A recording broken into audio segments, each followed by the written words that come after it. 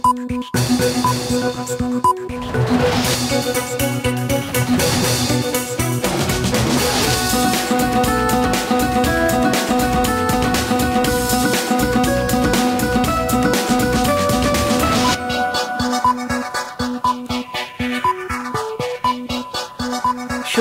সবাইকে স্বাগত রাতের মাছরাঙা সংবাদের সঙ্গে আছি আমি ইবতিসাম নাসিম মৌ। শুরুতেই গার্ডিয়ান লাইফ ইন্স্যুরেন্স সংবাদ শিরোনাম।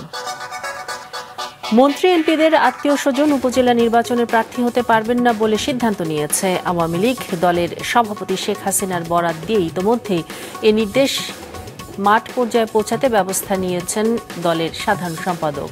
নির্দেশ না মানা হলে ব্যবস্থা নেয়ার কথা বলা হয়েছে। জনগণের পুষ্টি নিরাপত্তা নিশ্চিতে প্রয়োজনীয় আমিষ উৎপাদনের তাগিদ দিয়েছেন প্রধানমন্ত্রী। রাজধানীতে প্রাণিজ সম্পদ সেবা সপ্তাহ ও প্রদর্শনীর উদ্বোধনী অনুষ্ঠানে স্বাস্থ্যসম্মতভাবে গবাদি পশু পালনের পরামর্শ দেন প্রধানমন্ত্রী। জানান, গবেষণার উপর জোর দেওয়া দেশে মৎস্য ও কৃষি খাতে ব্যাপক অগ্রগতি হয়েছে এবং বেগুনের দাম পড়ে যাওয়ায় উৎপাদন খরচই উঠছে না। প্রতি কেজি বেগুন বিক্রি করে কৃষক পাচ্ছেন 2 থেকে 3 টাকা মাত্র, অথচ রাজধানীর বাজারে দাম 60 থেকে 80 টাকা। এদিকে দেশের বাজারে গরুর মাংসের দাম নিয়ন্ত্রণে ব্রাজিল থেকে পণ্যটি আমদানির বিরোধিতা করছেন খামারিরা, তবে ব্যবসায়ীরা এর পক্ষে।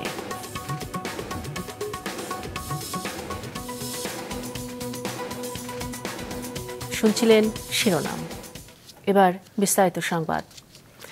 উপজেলা পরিষদ নির্বাচন প্রভাবমুক্ত রাখতে দলের মন্ত্রী এমপিদের সন্তান, পরিবারের সদস্য ও নিকটাত্মীয়দের ভোট থেকে সরে দাঁড়ানোর নির্দেশ দিয়েছে ক্ষমতাসীন আওয়ামী লীগ। এই নির্দেশনার কথা মাঠ পর্যায়ে পৌঁছাতে সাংগঠনিক সম্পাদকদের জানিয়ে দেওয়া হয়েছে। দাউদ হাসানের রিপোর্ট।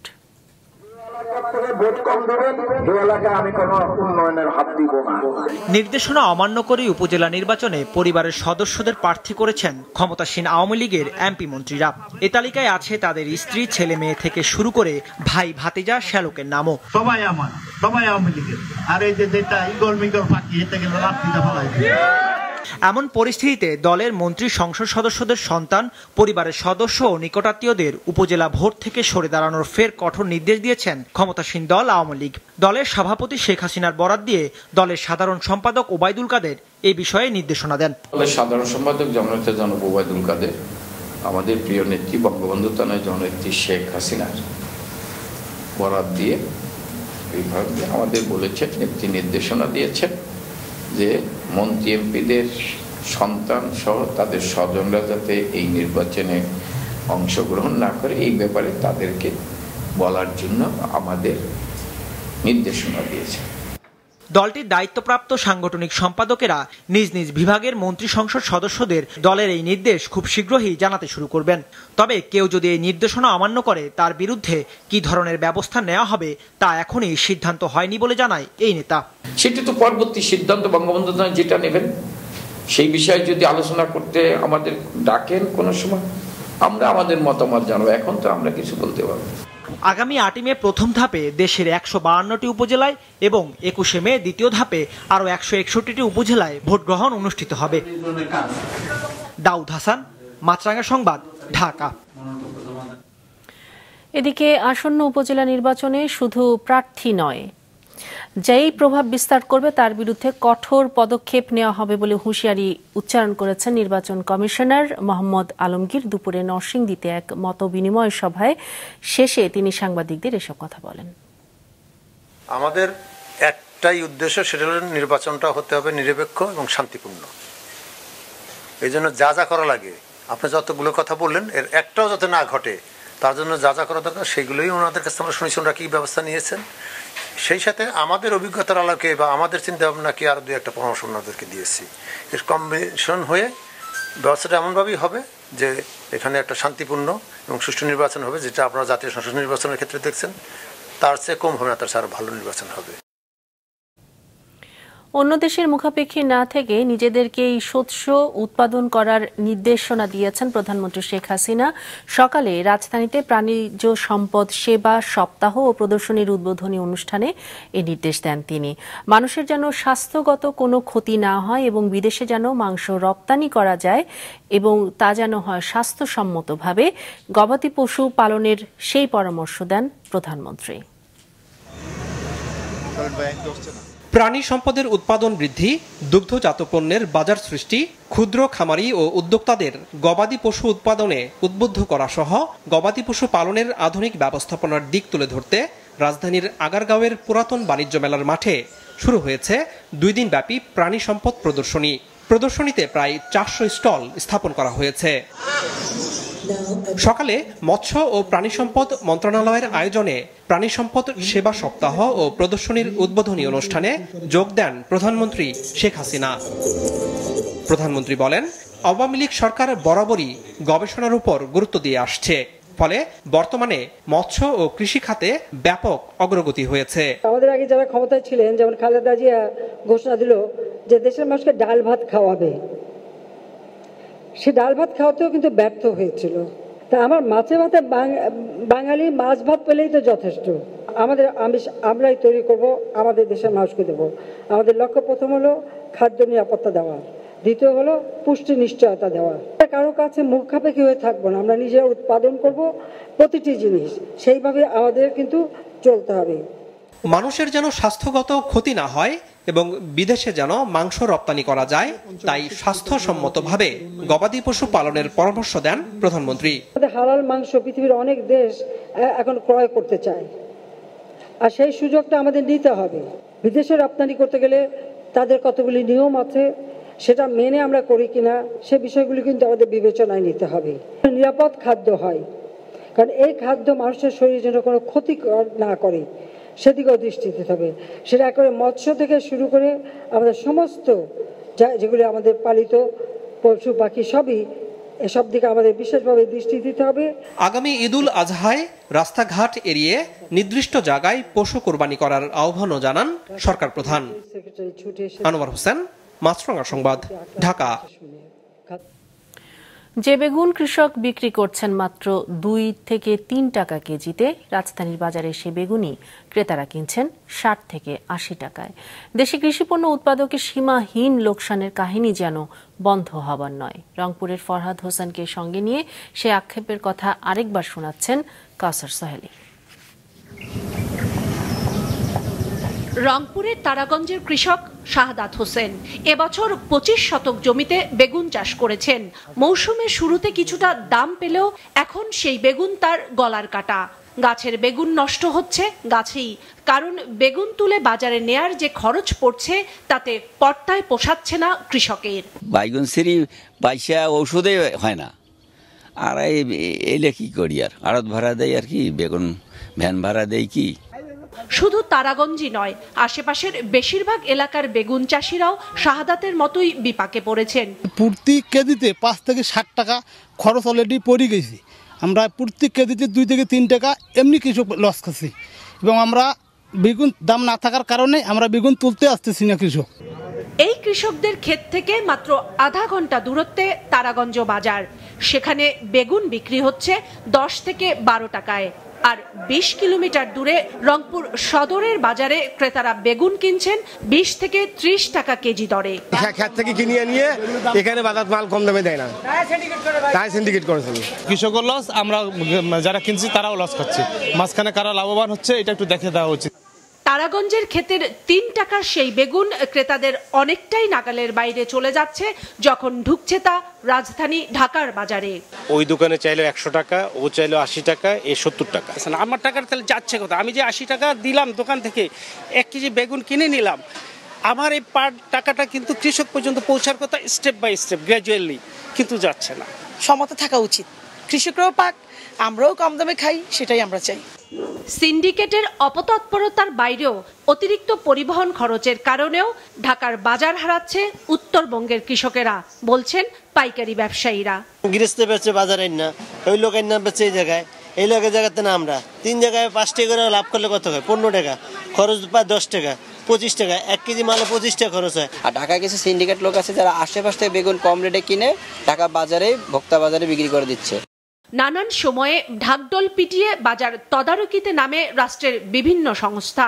তাৎক্ষণিকভাবে খুচরা দোকানদারদের আর্থিক জরিমানাও করা হয়, কিন্তু বরাবরের মতো ধরাছোঁয়ার বাইরে থেকে যায় মধ্যস্বত্বভোগীরা। কাউসার সোহেলি, মাছরাঙ্গা সংবাদ, ঢাকা। এ তো গেল বেগুনের কথা। ব্রাজিল থেকে গরুর মাংস আমদানির উদ্যোগে এবার বিপরীতমুখী অবস্থান নিয়েছেন মাংস ব্যবসায়ী ও খামারিরা। এক পক্ষ স্থানীয় বাজারে দর নিয়ন্ত্রণে আমদানির পক্ষে মত দিয়েছেন, আর খামারিরা বলছেন এর ফলে স্থানীয় শিল্প ধ্বংস হয়ে যাবে। রঞ্জিবুল মিজানের রিপোর্ট। দেশের বাজারে এখন প্রতি কেজি গরুর মাংস বিক্রি হচ্ছে 780 থেকে 800 টাকায়, অথচ একই মাংস বাংলাদেশকে 495 টাকা দরে রপ্তানির কথা জানিয়েছে ব্রাজিল। দেশটির পররাষ্ট্রমন্ত্রী সম্প্রতি ঢাকা সফরে এসে এ বিষয়ে তাদের আগ্রহের কথা জানিয়েছে। মাংসের পাশাপাশি গরু আমদানির বিষয়ে আলোচনা হয়েছে এ সময়, জানিয়ে আগ্রহ দেখা দিয়েছে সাধারণের মাঝে। এখন তো গরুর মাংস সাধারণ মানুষের সাধ্যের বাইরে চলে গেছে, প্রায় 800 টাকা, 750 টাকা, 800 টাকার নিচে না। গরিব মানুষ এখন কিনতেই পারে না। এখন যদি বাইরে থেকে আসে, যদি একটু কম হয়, তাহলে অন্তত গরিবের জন্য এটা ভালো হবে আর কি। ব্রাজিল থেকে মাংস দেয়, যদি মাংসটা আপনি সরকার কম দামে দিতে পারে তাহলে তো গরিব মানুষ খেতে পারবে। মাংস আমদানি করাচ্ছে, গরু আমদানি ভালো। আমরা তাজা গরু পেলাম, বা ওই রকম গরু আমদানি করো, খামারিও বাড়বে। গরু আসুক আর মাংস আসুক, সবাই আসলে ভালো হবে আমাদের। সারা দেশে পেশাদার মাংস ব্যবসায়ী আছে প্রায় 2 লাখ। তারা মূলত দেশের বিভিন্ন এলাকা থেকে পশু সংগ্রহ করে এবং তা ভোক্তাদের কাছে কেজি হিসেবে মাংস বিক্রি করে। এখন ব্রাজিল থেকে অপেক্ষাকৃত কম দামে গরু আনা গেলে বাজারে মাংসের দাম কমানো সম্ভব বলে দাবি তাদের। মাংস আমদানি করে মাংসের দাম কমবে না। গরু যদি আমদানি হয় মাংসের দাম অনেকাংশে কমবে, তবে এটা দীর্ঘ সময় আমদানি করা যাবে না, কারণ আমার দেশের কৃষক আবার ধ্বংস হবে। তবে স্থানীয় চাহিদা মেটাতে দেশে এরই মধ্যে ছোট বড় মিলিয়ে 10 লাখের বেশি পশুর খামার গড়ে উঠেছে। উদ্যোক্তাদের হিসেবে গরু, ছাগল আর মহিষ মিলিয়ে দেশে প্রাণীজ আমিষের চাহিদা বছরে 76 লাখ টনের মতো। বিপরীতে দেশে মাংসের সরবরাহ আছে 87 লাখ টন। সেই হিসেবে উদ্বৃত্ত থাকে 11 লাখ টন। এমন অবস্থায় নতুন করে বিদেশ থেকে মাংস কিংবা গরু আমদানির কোনো যুক্তি দেখে না খামারিরা। আমরা মাংসে স্বয়ংসম্পূর্ণ হয়ে কেন আবার মাংস আমদানি করে আমাদের খামারিদেরকে আরও বড় বিপদে ফেলবো? এটা তো আসলে কোনো যুক্তি নাই। আর আমরা এখন অচিরেই চিন্তা করতেছি কিভাবে মাংস রপ্তানি করা যায়। আমরা এখন রপ্তানির চিন্তার দ্বার প্রান্তে দাঁড়িয়ে আছি। এই মুহূর্তে আমদানি করাটা আমাদের জন্য অবশ্যই আত্মঘাতী হবে। প্রাণী সম্পদ বিভাগের হিসেবে গেল অর্থ বছর অর্থাৎ 2022-23-এ দেশে গরু ছিল 2,48,56,000। 2013-14 অর্থ বছরের এই সময়ে ছিল 2,35,00,000। সেই হিসাবে গেল 10 বছরে গরুর সংখ্যা বেড়েছে 13.5 লাখের মতো। রঞ্জিবুল মিজান, মাছরাঙ্গা সংবাদ, ঢাকা। বোতলজাত সয়াবিন তেলের দাম লিটারে 4 টাকা বেড়েছে, আর খোলা তেলের দাম প্রতি লিটারে 2 টাকা কমানোর সিদ্ধান্ত হয়েছে। আজ সচিবালয়ে সংবাদ সম্মেলন করে নতুন দর কাঠামো ঘোষণা করেন বাণিজ্য প্রতিমন্ত্রী। নতুন সিদ্ধান্ত অনুসারে প্রতি লিটার বোতলজাত তেলের দাম 163 টাকা থেকে বাড়িয়ে 167 টাকা নির্ধারণ করা হয়েছে, আর 5 লিটার বোতলজাত তেল 800 টাকা থেকে বাড়িয়ে 818 টাকায় বিক্রি করা হবে। বিপরীতে প্রতি লিটার খোলা তেলের দাম 149 টাকা থেকে কমিয়ে 147 টাকা নির্ধারণ করা হয়েছে। এর আগে সয়াবিন তেলের দাম লিটারে 10 টাকা বাড়ানোর ঘোষণা দেন মিল মালিকেরা। গত মঙ্গলবার থেকে নতুন এই দাম কার্যকরের ঘোষণা দিয়ে বাণিজ্য সচিব বরাবর চিঠি দেয় কোম্পানিগুলো, যদিও সেদিন সয়াবিনের মূল্য বৃদ্ধির সুযোগ নেই বলে জানিয়েছিলেন বাণিজ্য প্রতিমন্ত্রী। পেট বোতলে যেটার মধ্যে সিল করা থাকে সেইটা আমাদের নির্ধারিত ছিল 163 টাকা, সেইখান থেকে বৃদ্ধি করে 167 টাকায় নির্ধারণ করা হয়েছে। সুপার পাম অয়েল তেল প্রতি লিটার, এটা আগে নির্ধারণ করা ছিল না, এবার আমরা নির্ধারণ করে দিচ্ছি সর্বোচ্চ খুচরা মূল্য 135 টাকা লিটার। সারা দেশের কোথাও চলছে তীব্র, কোথাও বা মৃদু তাপপ্রবাহ। আবহাওয়া অফিস বলছে সহসা কমছে না এই গরম। আরো জানাচ্ছেন নুরুন নাহার বিলি। রাজধানীতে গতকাল বুধবার সর্বোচ্চ তাপমাত্রা উঠেছিল 36.3 ডিগ্রি সেলসিয়াস। আজও তা অব্যাহত আছে। আবহাওয়াবিদরা বলছেন বাতাসে আর্দ্রতা বা জলীয় বাষ্প বেড়ে যাওয়ায় গরমে অস্বস্তিকর অনুভূতি বেড়ে গেছে। আবহাওয়া অধিদপ্তরের পর্যবেক্ষণ অনুযায়ী আজকে দেশের সবচেয়ে বেশি তাপমাত্রা ছিল যশোর ও চুয়াডাঙ্গায় 40.4 ডিগ্রি সেলসিয়াস। দেশের পশ্চিমাঞ্চলে বৃষ্টিপাত যেহেতু নেই সেহেতু এই অঞ্চলে তাপমাত্রাটা একটু বেশি। আর এখনকার যে ওয়েদার প্যাটার্ন, এটার ফলে যখন কোনো এলাকায় বৃষ্টিপাত হয় তখন হয়তোবা সেখানে টেম্পারেচারটা কিছুটা কমে আসে সহনশীল পর্যায়ে, আবার বৃষ্টিপাত বন্ধের কিছু সময় পরে দেখা যায় যে আবার টেম্পারেচারটা রাইজ করে। ফলে দেখা যাচ্ছে যে বর্তমান যে সিচুয়েশন, এটার খুব বেশি পরিবর্তনের সম্ভাবনা নেই, মানে বিদ্যমান যে অবস্থাটা আছে এটা অব্যাহত থাকবে। আজকে রাজশাহী, পাবনা, বাগেরহাট, যশোর, চুয়াডাঙ্গা, কুষ্টিয়ার উপর দিয়ে তীব্র এবং ঢাকা, রংপুর, বরিশাল, রাজশাহী ও খুলনা বিভাগের ওপর দিয়ে মৃদু থেকে মাঝারি তাপপ্রবাহ বয়ে যাচ্ছে। এই গরমের প্রভাব পড়েছে রেল চলাচলের ওপরও। চলমান গরমে দেশের রেল লাইনগুলোতে তাপমাত্রা গিয়ে ঠেকেছে 50 ডিগ্রি সেলসিয়াস বা তারও বেশি। এতে কোথাও কোথাও লাইন বেঁকে যাওয়ার আশঙ্কা দেখা দিয়েছে।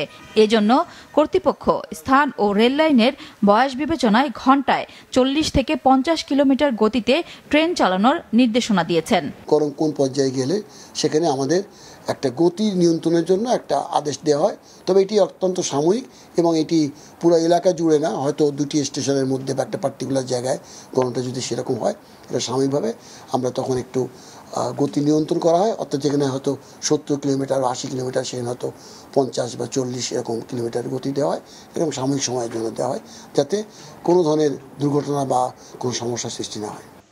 আবহাওয়া অফিস জানিয়েছে এপ্রিল মাসে প্রতি বছরই বয়ে যায় তাপপ্রবাহ, সাথে থাকে কালবৈশাখী। আগামী মে ও জুন মাসেও এই তাপপ্রবাহ অব্যাহত থাকতে পারে বলে পূর্বাভাস তাদের। নুরুন নাহার উইলি, মাছরাঙা সংবাদ, ঢাকা। বান্দরবানের রুমায় মসজিদে হামলা, সোনালী ব্যাংকে ডাকাতি, টাকা অস্ত্র লুট ও ব্যাংক ম্যানেজারকে অপহরণের ঘটনায় সশস্ত্র সংগঠন KNF এর 52 সদস্যকে 2 মামলায় 2 দিন করে 4 দিনের রিমান্ডে পাঠিয়েছে আদালত। দুপুরে কঠোর বান্দরবান জেলার কারাগার থেকে পুলিশের প্রিজন ভ্যানে ও বাসে KNF এর সদস্য ও সহযোগী সহ 57 জনকে আদালতে হাজির করা হয়। এ সময় পুলিশ আসামিদের জিজ্ঞাসাবাদের জন্য আদালতের কাছে 5 দিনের রিমান্ডের আবেদন করলে আদালত 52 জনকে 2 দিন করে মোট 4 দিনের রিমান্ড মঞ্জুর করে এবং এক নারী আসামিকে জেল গেটে জিজ্ঞাসাবাদের আদেশ দেয়। বাকিদের কারাগারে পাঠানো হয়। এ ঘটনায় যৌথ বাহিনীর অভিযানে এ পর্যন্ত 66 জনকে গ্রেফতার করা হয়েছে। দুটো মামলায় আসামিদের রিমান্ডের আবেদন করেছিল।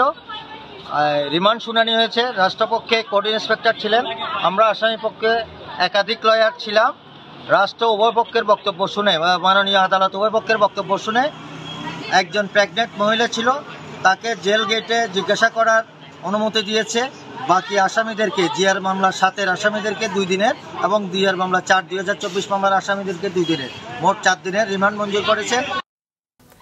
সাভারের বিলুরিয়ায় বোট ক্লাব কাণ্ডে ব্যবসায়ী নাসির উদ্দিন মাহমুদের করা হত্যা চেষ্টা মামলায় চিত্রনায়িকা পরিমণিকে আদালতে হাজির হতে সমন জারি করা হয়েছে। অভিযোগের সত্যতাও পেয়েছে তদন্ত সংস্থা police bureau of investigation PBI।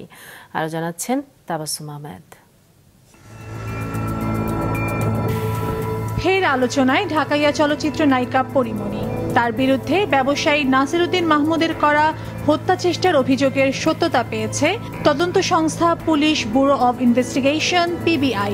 এর প্রেক্ষিতে তার বিরুদ্ধে গ্রেপ্তারি পরোয়ানা জারির আবেদন করা হয়েছে। আদালত সমন জারি করেছে। সকালে ঢাকার senior judicial magistrate M Saiful ইসলামের আদালতে এই আবেদন করেন বাদীপক্ষের আইনজীবী আবুল কালাম মোহাম্মদ সোহেল। তার বরাতে জানা যায়, শুনানি শেষে আদালত পরে আদেশের জন্য সময় রাখেন। অনধিকার প্রবেশটা করেছে এবং ভাঙচুর করেছে, ওখান থেকে উনি অ্যালকোহলের বদল বিনামূল্যে নিতে চেয়েছিল, এই বিষয়গুলো আসছে। যার ফলশ্রুতিতে ওনাকে দিতে না দেওয়াতেই উনি রেগে যায়, ক্ষিপ্ত হয়। আর যেহেতু উনি ওই সময়ে অলরেডি উনি ড্রাঙ্ক ছিল, আর এই রিপোর্টও সেটা বলেছে যে এই ড্রাঙ্ক অবস্থায় উনি ওখানে ভাঙচুর করেছে, ভাঙচুর করে এই উনাকে এগুলা ছুড়ে মেরেছে, উনি আহত হয়েছে। এদিকে আদালত যেহেতু মামলাটি এখনো আমলে নেয়নি, তাই এখনই কিছু বলা যাচ্ছে না বলে জানান পরিমণির আইনজীবী। কোর্ট এখনো মামলাটা আমলে নেন নাই, তদন্ত প্রতিবেদন আসছে। কোর্ট যদি তদন্ত প্রতিবেদনটি পর্যালোচনা করে যদি পরিমণির বিরুদ্ধে আমলে নেওয়ার মতো কোনো তথ্য উপাত্ত এখানে আসে, তবে মামলাটি আমলে নেবেন, না হলে কোর্ট মামলাটি রিজেক্ট করে দিবেন। সেক্ষেত্রে আর পরবর্তী ধাপে মামলাটি আর আগাবে না। 2021 সালের 14 জুন ধর্ষণ ও হত্যা চেষ্টার অভিযোগে ঢাকা বোট ক্লাবের পরিচালক নাসিরের বিরুদ্ধে মামলা করেন পরিমণি, যার কোনো প্রমাণ পায়নি পুলিশ। পরে গত 18 মার্চ পরিমণি ও তার কস্টিউম ডিজাইনার জিমির বিরুদ্ধে নাসিরের করা পাল্টা অভিযোগের সত্যতা পেয়েছে মর্মে তদন্তের চার্জশিট দাখিল করে পিবিআই। আজ এ মামলার প্রতিবেদন গ্রহণ বিষয় শুনানির দিন ধার্য করা ছিল। তাবাসসুম আহমেদ, মাছরাঙা সংবাদ, ঢাকা। রাতের সংবাদ শেষ করছি, তবে যাবার আগে গার্ডিয়ান লাইফ ইন্স্যুরেন্স সংবাদ শিরোনামগুলো আরও একবার। মন্ত্রী এমপিদের আত্মীয় স্বজন উপজেলা নির্বাচনে প্রার্থী হতে পারবেন না, সিদ্ধান্ত আওয়ামী লীগের নির্দেশনা অমান্য করলে নেওয়া হবে ব্যবস্থা। জনগণের পুষ্টি নিরাপত্তা নিশ্চিতে প্রয়োজনীয় আমিষ উৎপাদনের তাগিদ প্রধানমন্ত্রীর, স্বাস্থ্যসম্মতভাবে গবাদি পশু পালনের পরামর্শ। এবং বাজারে দাম পড়ে যাওয়ায় উৎপাদন খরচই উঠছে না বেগুন চাষিদের, ব্রাজিল থেকে গরুর মাংস আমদানি নিয়ে মুখোমুখি ব্যবসায়ী ও খামারিরা।